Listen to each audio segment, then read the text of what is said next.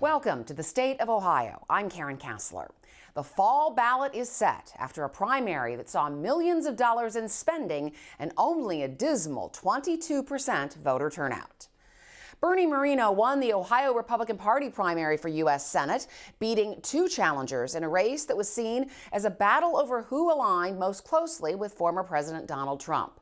It's a first-time political win for the 57-year-old Moreno, a Cleveland area businessman who sold off his network of luxury car dealerships completely by 2022. The reality is we have an opportunity now. We have an opportunity now to retire the old commie and send them to retirement home and then save this country. Because that's what we're going to do. And I want to thank President Trump for all he did for me, for this campaign, for his unwavering support, for his love of this country. Because I don't think I've ever seen somebody who loves this country the way he does. So thank you to President Trump. And it wasn't even close. Moreno won with just over 50% of the vote, but he was more than 17 points ahead of State Senator Matt Dolan, with Secretary of State Frank LaRose a distant third. Moreno, Dolan, and LaRose all appeared on this show in the weeks before the vote. They all declared their support for Trump, who won Ohio handily in 2016 and 2020. But it was Moreno who got Trump's endorsement in December. Moreno put $5.4 million of his own money into the race. But he was also boosted by a Trump rally at the airport in Dayton the Saturday before the vote, and also potentially helped by a late ad buy from a political action committee aligned with the U.S. Senate Democrats. The PAC, Duty and Country, spent $2.7 million on ads touting Trump's endorsed candidate Moreno as too conservative for Ohio. Republicans complained that was Democratic meddling in their primary. And analysts suggested those ads were launched because Democrats see Moreno as the weakest candidate to face incumbent Sherrod Brown this fall. Dolan and LaRose both said they conceded the race to Moreno once the networks called it. I reached out to Bernie Moreno and wished him congratulations and said, go beat Sherrod Brown. Why do you think the results came in the way they did today? You know, I'm just absorbing them now. I mean, I think we were a little disappointed in the turnout. But look, we ran a race where we wanted to present a case to Republicans to say, you know, if you want somebody who understands the operations of government, wants to go to Washington and actually get things done, you know, we just didn't get it out to enough people. I started this mission with a very clear statement, and that is that we have a country to save. That has not changed. Now, just a few moments ago, I called to congratulate Mr. Moreno.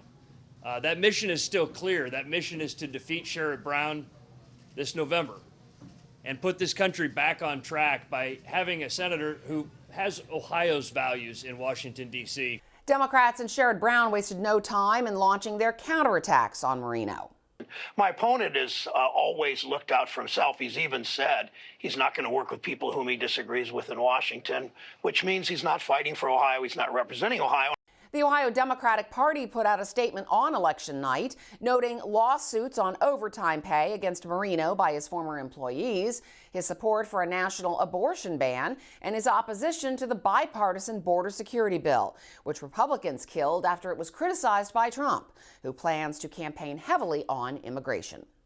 This fall's election is on track to be the most expensive U.S. Senate race in state history, and it could help determine who controls the U.S. Senate next year, with Democrats holding it with just a narrow margin now. There were other races being watched this week among the 99 contests for the Ohio House. Most of the 30 House incumbents on the ballot held on to their seats in this primary, but 4 did not. A dozen of the 22 Republicans, dubbed the Blue 22 for partnering with 32 Democrats to elect Jason Stephens as Speaker last year, were facing primary challengers. And John Cross, Sarah Carruthers, Gail Pavliga, and Brett Hillier lost their primaries. One Democratic incumbent lost. Elliott Forhan came in last in a three-way Democratic race won by Eric Sonnenberg, the vice president of Beechwood City Council, who joined the race after Forhan was accused by another Democratic lawmaker of stalking, though he was never charged, and legislative leaders ordered a state investigation into Forhan's behavior after a report released by House Minority Leader Allison Russo accused him of, quote, a pattern of harassment, hostility, and intimidation of colleagues and staff. Forhan has said the allegations were false. On the Ohio Senate side, in two battles among conservatives, Republicans George Lang and Sandra O'Brien won over primary challengers with House experience. Lang beat former representative and anti-abortion activist Candace Keller for a second time, and O'Brien bested Representative Mike Loychik. There was only one contested primary in the 3 seats on the majority Republican Ohio Supreme Court that will be decided this fall. For the open seat on the bench, voters chose 8th District Court of Appeals Judge Lisa Forbes over 10th District Court of Appeals Judge Terry Jamison by 2-1. Jamison also ran for the court in 2022 and lost. The other 2 seats up this fall are held by Democrats. One is Justice Melody Stewart, and her Republican colleague, Justice Joe Deters, is hoping to unseat her and win a full 6-year term. Deters was appointed last year to the court to fill out the remaining 3 years of Sharon Kennedy's term after she was elected Chief Justice. While the U.S. Senate race got a lot of national attention, for many in Columbus, the results of the Ohio House primary were in the spotlight. The results are raising some questions about Stevens' re-election as Speaker next year, as GOP Senate President Matt Huffman is being more open about his plans when he's in the House. Huffman is term limited in the Senate and is running unopposed for the House, as is Stevens. Both Stevens and Huffman spoke at the Ohio Chamber of Commerce's post-election event Impact Ohio this week. Stevens did not directly address the situation at all, but made another push for changing term limits. And it's important to have new blood and you have new ideas and things, but I think we have to be able to govern effectively, and figuring out, where the restrooms are and trying to pass two multi-billion-dollar budgets in the first 6 months of our terms is not an easy thing to do. A lot of you serve on boards. Imagine if your board had 25% turnover every 2 years. And that's something that we deal with in the House. They're good people, they bring different perspectives, but it can be a challenge to some of the things, and you guys read the news, you see some of the stuff that goes on. But it's far too easy to cater to extreme points of view versus working to create thoughtful policy that you believe in and you can grow a consensus for when we have the term limits at as short of a period as we do in Ohio. It won't happen overnight, and I don't want any changes to keep me around any longer than I have to, but my current job.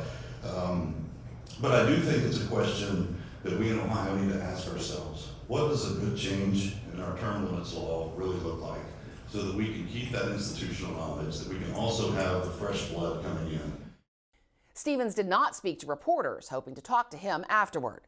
Huffman spoke later in the day about the proposed amendment that seems likely to make the fall ballot that would create a 15-member commission of non-elected, non-politicians to draw state and congressional district maps, which he strongly opposes. But Huffman did speak to reporters and was more direct than he's ever been before about his plans when he gets into the House. I got to go around and talk to people, and there are some people certainly that want me to run for Speaker of the House. And, we have to have a lot of firming up conversations, but I certainly am committed to making sure, whether it's me or anyone else, that whoever is elected Speaker is elected by a majority of the majority caucus, which I think the Republicans will hold the House, and I think the Speaker should be elected by the majority. Stevens won the gavel by getting votes from all 32 House Democrats, but with fewer Republican votes than his rival Derek Merrin. Huffman, who donated 2 incumbents who supported Merrin for Speaker, was asked if he thinks Stevens has done a good job in that position. I think that it's very, very difficult to lead and legislate when he was elected in the manner that he was. I think that, to my knowledge, and I do not think that Larry Householder got elected the same way, although he's probably not a very good example at this point. But I don't think, as far as I know, at least in Ohio, anyone's been elected. Now, I think if you are going to get elected that way, then it's difficult to say, I'm also the leader of the Republican caucus. It's just... So again, I'm not in on the meetings. I don't know exactly. I know there weren't as many sessions held as traditionally there are. But one of the reasons I'm interested in doing that is answer to Andrew's question, which is we need to make sure that the majority of the Republican caucus is supporting whoever the speaker is, and that we all support them.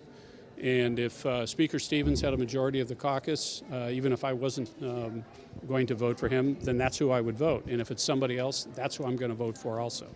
Karen. Does that mean that you would not be speaking to Democrats? Oh, absolutely. Yeah, I absolutely. No. I'm sorry.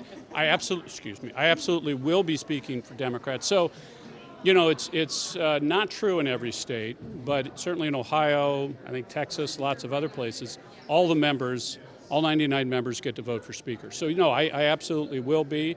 A few of those folks have contacted me first thing Wednesday morning.